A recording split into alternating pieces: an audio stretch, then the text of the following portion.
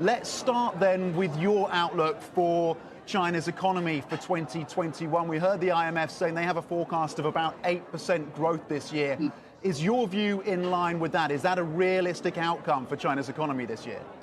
I very much agree with the IMF. My number, I don't make a forecast anymore, but if I put down a number, it will probably be somewhere between 8 to 9%. But I think the way to look at it, the economy had a V-shaped recovery, and at the moment is probably running at around the trend range, which is between 5 to 6%. So this year we're going to see a high number between 8 to 9%, but realistically it's along the trend level 5 to 6%. Around trend level, and that recovery from COVID-19, the economic recovery that we're seeing here in China, there are a number of economists now saying that acceleration is going to see China becoming the world's largest economy more quickly than many had expected. What are the global implications of that, do you think? Well, the reason why China is catching up more quickly than expected is not because China is accelerating its growth, but mainly because the U.S. is growing slowly. And I think that it's a more relativity instead of the Chinese growth. The main implication is that obviously China will continue to contribute a large part to the global economic growth. And one area I always highlight that is very important for the global economy in the future is the Chinese consumer spending. Now, as IMF just mentioned, we still have a little bit of problem about the consumption in China at the moment, but you look back forward, income is continue to going to grow. Urbanization will drive consumption with some kind of improvement in the social safety net. My expectation is that 1.4 billion people's spending over the next decades or two will probably be the most exciting market in the world. Last year, I think China's retail sales already exceeded that of the US. And on average, it's still growing at least twice as fast as the US market. So I think this is one area we should focus a lot more on going forward.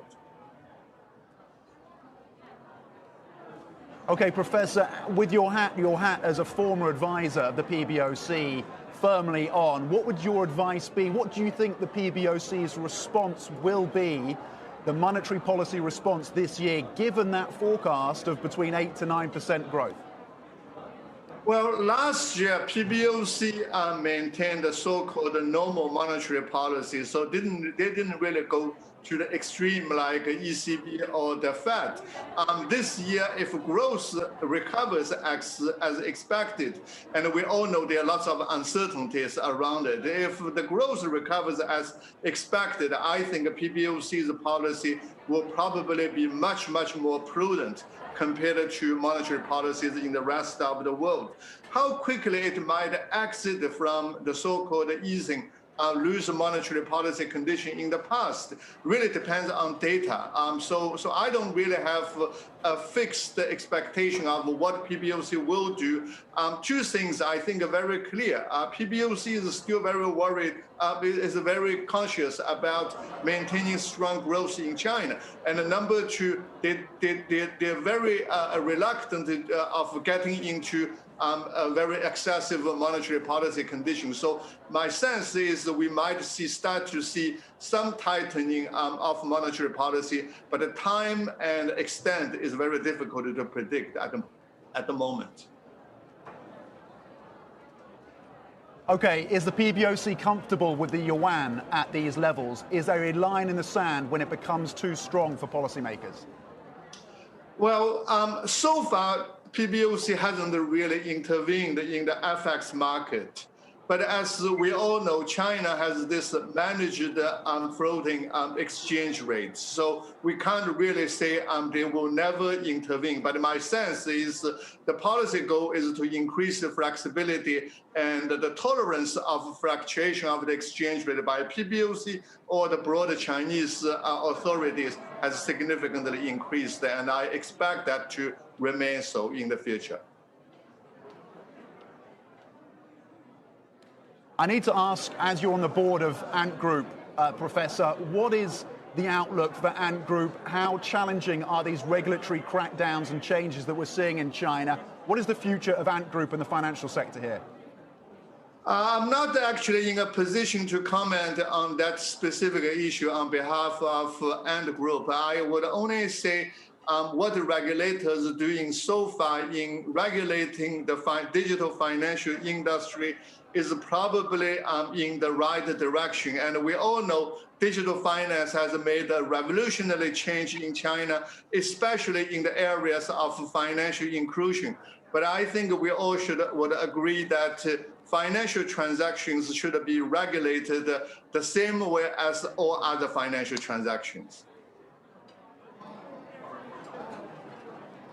Okay, just a last one, Professor. Your views on the decoupling that we're seeing in the capital markets here. It's accelerating. It has done in the last few weeks. What are the broader implications? Is the genie out of the bottle now? You're talking about the decoupling of the capital market between where? Between the US and China. Oh, well, I think decoupling would be very unfortunate, and I agree to the IMF comment. This is an international capital market, and the US has been the center of the international financial system. So I would feel very upset if decoupling continues. But at the same time, I think we all realize that the capital markets outside of China, in the rest of the world, outside of the US, but also the Chinese capital market is growing very rapidly. So hopefully in the near future, there will be enough space for the Chinese companies to raise capital. But decoupling in any area, trade or capital, would be very unfortunate for China and for the rest of the world.